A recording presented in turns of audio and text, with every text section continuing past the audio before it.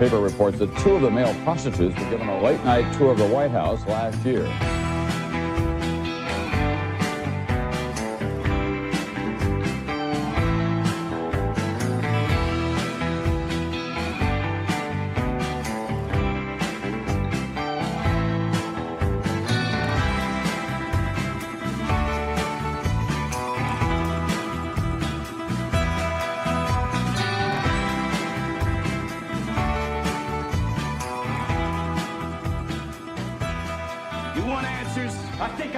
You want answers. I want the truth. You can't handle the truth. Welcome to the Nick Bryant podcast. Today, my guest is Marney Keenan. Marney was a reporter and columnist for the Detroit News for 26 years, and she wrote an amazing book called The Snow Killings. During 13 months in 1976 and 1977, 4 children were abducted, abused, in captivity, and then murdered. Their bodies were dumped by public roadsides in Oakland County, Michigan, which is just north of Detroit. Their murders were called the Snow Killings because the kids went missing when it snowed. Police believed they knew their abductor. Welcome to the Nick Bryant podcast, Marney. Thank you, Nick. I'm happy to be here. You did a great job on the Snow Killings. Thank you. How many years did you put into that book? Well, I broke this story about the most prominent suspect in October 2009 when I was working for the newspaper, and I continued to cover the case, but I didn't really start thinking about writing a book in earnest until 2012. And I've stayed with it for better or worse. The Snow Killings, the Snow Killings is a lot like Franklin, and it's a lot like Epstein in the respect that there's a lot of moving parts. Yeah. And actually, I believe that network was in existence for quite some time. How many years do you think that particular network was active? And there was a very wealthy, powerful man that... Yes. So, could you tell us a little bit about him? Sure. His name was Francis Sheldon, and he financed the entire network. You know, it's really hard to say how long it had been going on, but certainly, plenty of years before, we found out about it. It, as you know, it operated completely underground, and there was a lot of money to be made. It was a multi-million-dollar operation. As I said, Francis Sheldon financed the network that was in existence here in the Detroit and Michigan area. He was a wealthy real estate developer from the Grosse Pointes, which is east of Detroit. He came from a very prestigious family.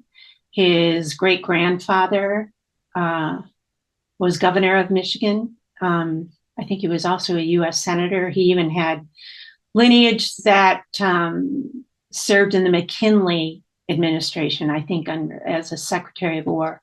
But in any event, Francis Sheldon was immensely wealthy. He went to the best schools. He graduated from Yale. I think he got a degree in geology from Wayne State University here. And he bought an island in 1959 with his brother. This island is a very small island in Lake Michigan. It's it's in northern Michigan and off the coast of Charlevoix, if you know where Charlevoix is. And it was uninhabited. He built an airstrip and several cabins. And he recruited young boys with their parents' permission to come to his quote unquote nature camp. It was called Brother Paul's Children's Mission, and it was set up as a tax-exempt charitable organization, if you can believe it. Kids on the island were coerced into sexual acts, and they were filmed and photographed. And, you know, that's why almost 50 years later, it's often said that Francis Sheldon is the, you know, modern day Jeffrey Epstein. It's interesting with Epstein, of course, he had an island. Yeah. And how he would ensnare women and girls to go there is, there's a couple of Epstein victims that I know. He met them in South Africa while he was touring with Bill Clinton.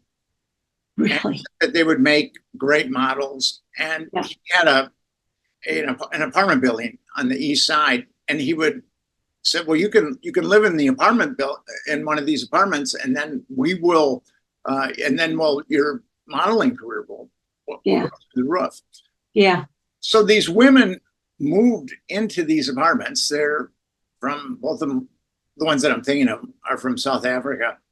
They moved into these apartments, and then that day they were called by an underling of Epstein and said, we're going to the island. So get your stuff and we're going to the island. So they haven't even spent a night in the apartment. And then they board Jeffrey Epstein's plane, and then they're at 30,000 feet. And then something goes down, like a woman starts performing oral sex on Jeffrey Epstein. Yeah. Yeah. Exact same thing. These girls know exactly, or women know exactly what is ahead of them, but they're gonna be on an island. I mean, it's by that time it's too late, really. Yeah. Yeah. And I can imagine Sheldon being the same type of predator. Yes.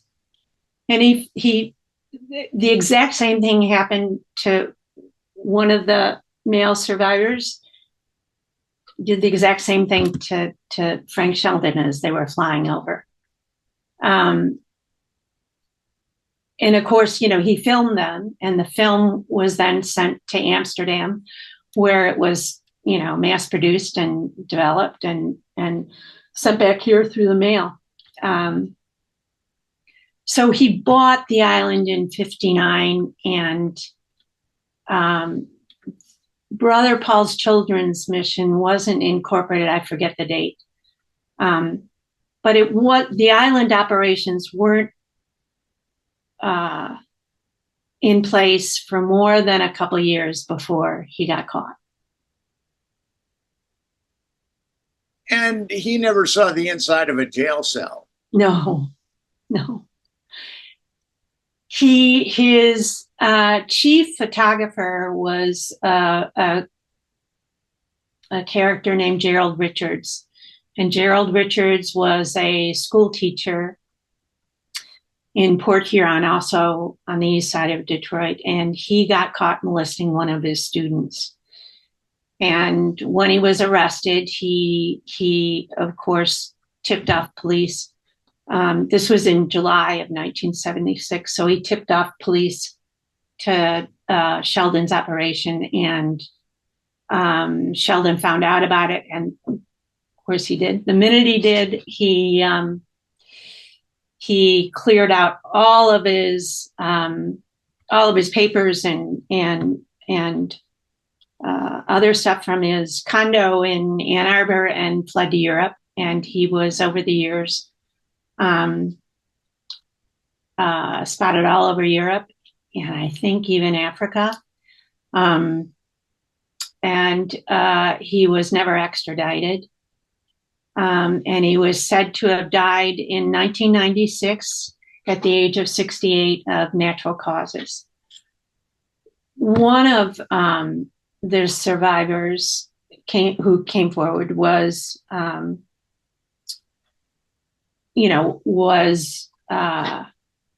part of Gerald Richards' what would I say, stable, I guess. And he serviced and pandered to Gerald Richards and Francis Sheldon and Francis Sheldon's cohorts. And he sued Francis Sheldon and tried to get him extradited. Of course, that never happened. So. He hid behind his family's money. Yes. And lawyers, as you see that this is going to happen again in this story. Right. And Sheldon's network was huge. Years later, someone would come forward, Richard Lawson, and he would kind of fill in how huge this network was. Yes. So Richard Lawson is sort of the entryway into the snow killings, at least for our lead detective in the story. In 2005, our Detective Sergeant Corey Williams was then Livonia, which is a city here, police detective, and he was assigned to investigate a 13-year-old cold case at the time. Murder of the owner of a Detroit cab company. And Richard Lawson used to drive a cab for the Detroit cab company. And while Richard Lawson was on the run for Xavier Giller's murder, that's the name of the owner of the Detroit cab company, he was picked up by Pennsylvania police for, I forget what it was. And he tried to get off on his charges by telling the Pennsylvania police, I know something about the Michigan snow killings. Well, this small town in Pennsylvania, these cops didn't know what he was talking about. But as Corey Williams is reading the arrest records, those words just jumped off the page to him, because he knew very well that the Michigan snow killings, the Oakland County child killer was often called the snow killings because it snowed when the kids were abducted. So Corey Williams now had incentive to track down Richard Lawson for two reasons, not only for the murder of the owner of the Detroit cab company, but also for information that Lawson might have had on the quote unquote Michigan snow killings. So Williams traveled to California and ended up arresting Lawson. And once arrested, Lawson told Detective Williams all about a child sex trafficking and pornography ring that was operating then in the 70s, primarily in the inner city of Detroit. It was a 10-block, or it is still a 10-block inner city area just north of Detroit, known as the Cass Corridor. And at that time, the Cass Corridor had been hard hit by the recession. And once intact families that lived in these row houses just broke apart and dismantled, and the area became, a haven for the sex and drug trades. It became really a predator's mecca. And Lawson, where kids just ran wild. And Lawson told Williams all about the fact that he and others were prostituting children from the Cass Corridor to rich auto executives in the suburbs. And it took Corey Williams 3 years, but I was able to identify politicians. There was even a state senator who was involved, and educators and auto executives that were involved in this child sex trafficking and porn ring. And it was being financed by Francis Sheldon. Lawson had an incredible amount of information. some of it not true, but a lot of it turned out to be true. It was Lawson who described who Francis Sheldon was. Of course, this is all, 35 years after that Corey is discovering this.